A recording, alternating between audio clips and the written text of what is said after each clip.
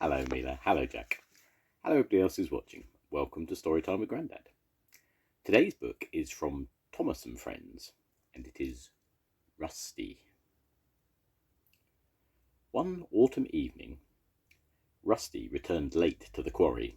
The Fat Controller was cross. "I'm sorry, sir," said Rusty. "I was helping Rheneas and Skarloey on their mountain line." "Their line is in bad condition," said the Fat Controller.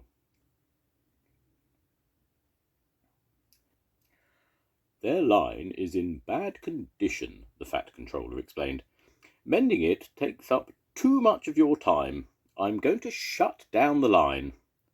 Rusty was very upset. "Rheneas and Skarloey will come and work here at the quarry with you," said the Fat Controller. He had made up his mind. The line was closed down the very next day, and Rheneas and Skarloey arrived at the quarry to work there instead. They worked as hard as they could, but they missed the forests and hills along their mountain line. Most of all, though, they missed their passengers. Rusty could see that they were not happy. The next day, the Fat Controller came to the quarry with some important news. "We are going to be blasting here for the next 2 weeks," he said. "It won't be safe for you. I'll find work for you to do somewhere else."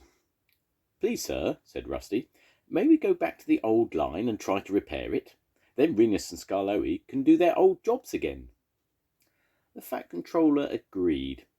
"But you must be back in the quarry in 2 weeks' time," he warned the engines.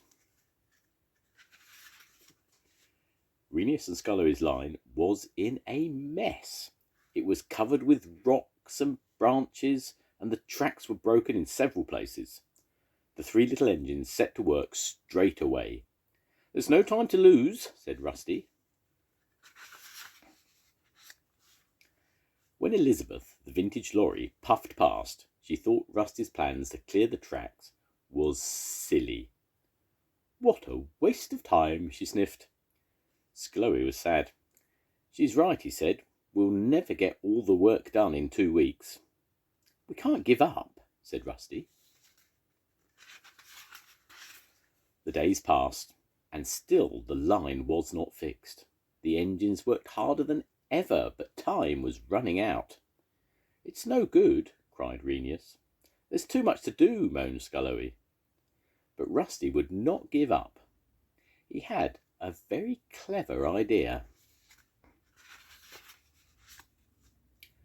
The next day, Rusty saw Elizabeth trundling by. "If only we had a lorry to help us," he said loudly. Elizabeth stopped. "I couldn't possibly help you," she said. "I'm a quarry lorry." "Well, we need a very special lorry," Rusty teased. "One that can haul and pull heavy branches." "I am a very special lorry," snorted Elizabeth. "I can haul and pull," she said proudly. "So you'll do it?" said Rusty. "I will," smiled Elizabeth. Elizabeth was as good as her word. She hauled rubbish and pulled branches from the line. She helped remove a fallen tree from the cattle crossing. The little lorry puffed up and down, helping the engines until all the work was done. Together they had finished the repairs with a day to spare. "Thank you, Elizabeth," said Rusty. "We couldn't have done it without you," said Rheneas and Skarloey together. "You are a very special lorry." "I know," puffed Elizabeth importantly. Rusty's crew finished sweeping up until everything was spick and span. The line had never looked so splendid. Then Rusty's driver telephoned the Fat Controller, who promised to inspect the line the next morning.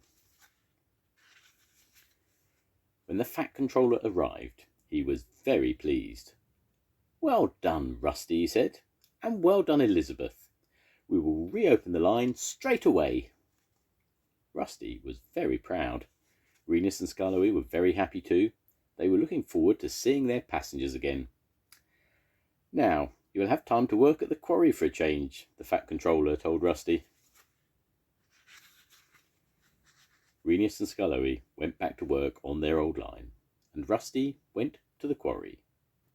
Rusty and Elizabeth have become firm friends. Each time Elizabeth visits the quarry, she greets Rusty with a friendly toot toot on her horn. She thinks Rusty is very special too. The end. Goodbye, Mila. Goodbye, Jack. I'll see you soon. Goodbye, everyone. Bye.